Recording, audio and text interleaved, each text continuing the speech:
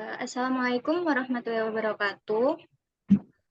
Waalaikumsalam warahmatullahi wabarakatuh. Alhamdulillahirrahmanirrahim. Wassalatu wassalamu ala asyrofil anbiya wal mursalin Sayyidina wa maulana Muhammadin wa ala alihi washabihi ajmain. Kami di sini dari kelompok 6 akan mempresentasikan hasil dari makalah kami yang berjudul Administrasi Kesiswaan. Jadi di sini kami akan mempresentasikan mengenai pengertian administrasi kesiswaan, lalu bentuk kegiatan dalam administrasi kesiswaan, lalu jenis-jenis dokumen administrasi kesiswaan, dan selanjutnya bentuk dan format administrasi kesiswaan.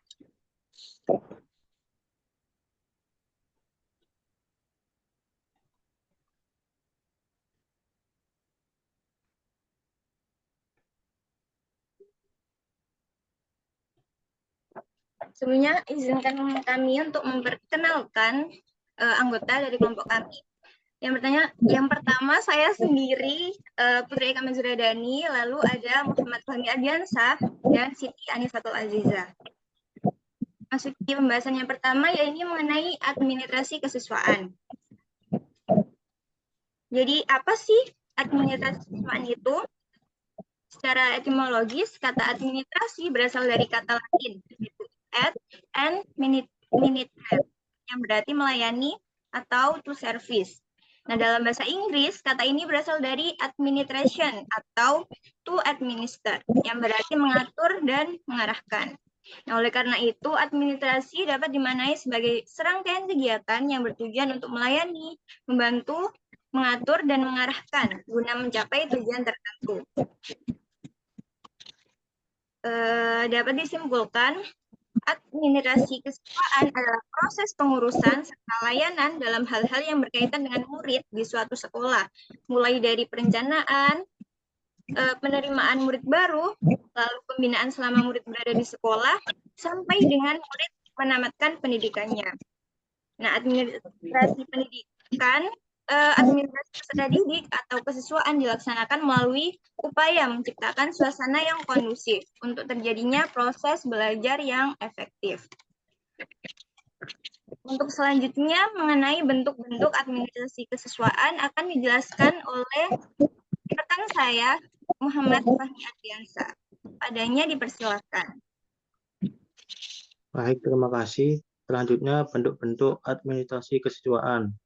Yang pertama, menyusun kegiatan penerimaan siswa baru. Ada beberapa langkah, di antaranya pembentukan panitia penerimaan calon siswa. Yang kedua, penetapan kapasitas. Yang ketiga, persyaratan administrasi. Yang ketiga, persyaratan akademik.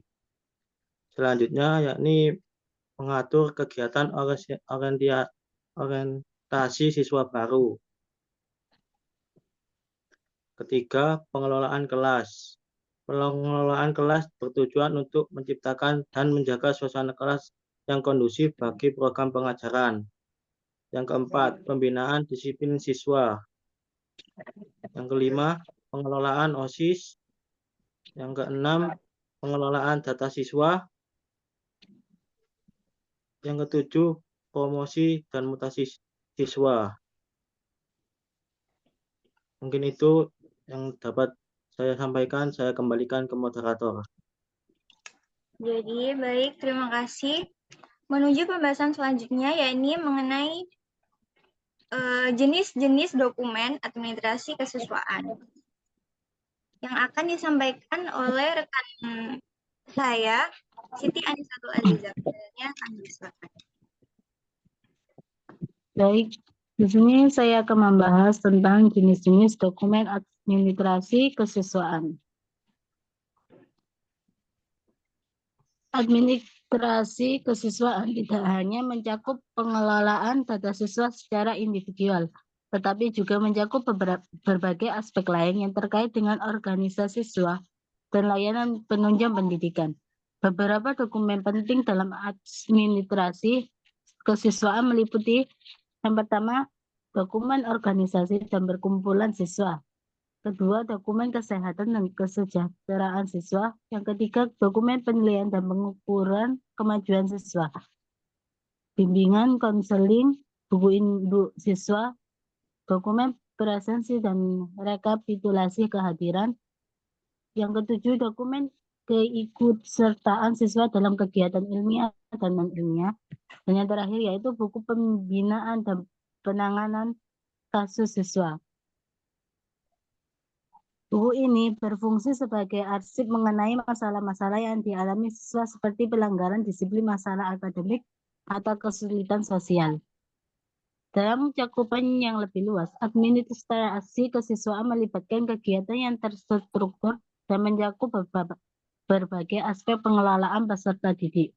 Yang pertama, perencanaan peserta didik, pengelolaan kehadiran siswa. Yang ketiga, pengelompokan peserta didik. Yang keempat, evaluasi siswa, pengaturan kenaikan siswa, pengelolaan siswa yang drop out. Yang ketujuh, pengaturan kode etik siswa. Yang kedelapan, pengelolaan organisasi ekstrakurikuler. Yang kesembilan, layanan siswa. Lalu, secara keseluruhan, administrasi kesiswaan memainkan peran penting dalam mengelola berbagai aspek yang terkait dengan siswa, mulai dari data pribadi hingga kegiatan ekstrakurikuler, yang semuanya bertujuan untuk meningkatkan kualitas pendidikan dan perkembangan siswa. Lalu pembahasan selanjutnya yang akan saya jelaskan juga, yaitu terkait bentuk dan format administrasi kesiswaan.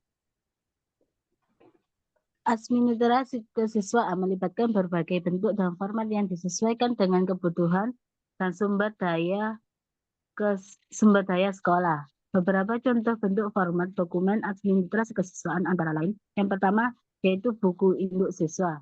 Yang kedua buku klaper. Yang ketiga daftar kehadiran peserta didik. Yang keempat daftar kelas atau legal.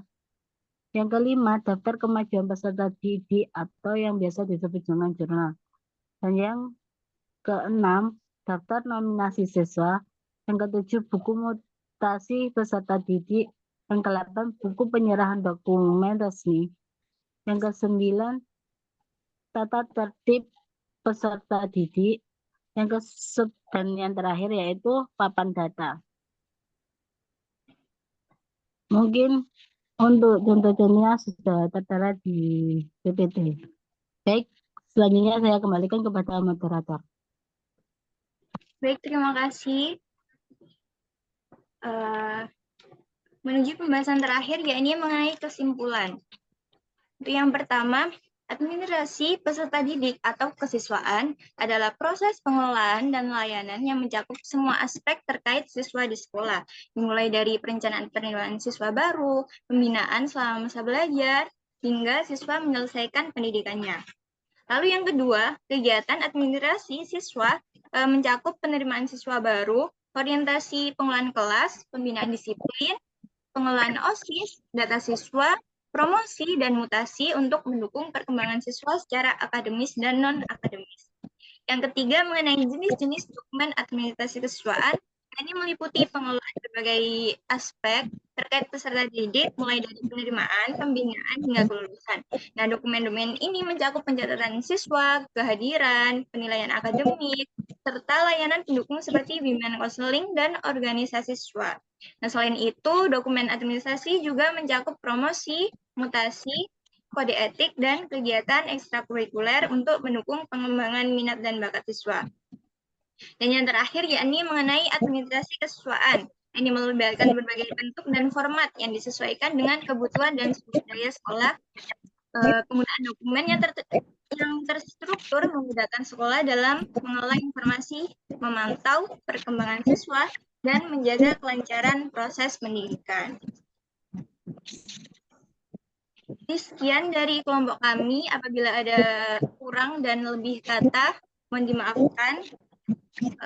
Assalamualaikum warahmatullahi wabarakatuh. Waalaikumsalam warahmatullahi wabarakatuh.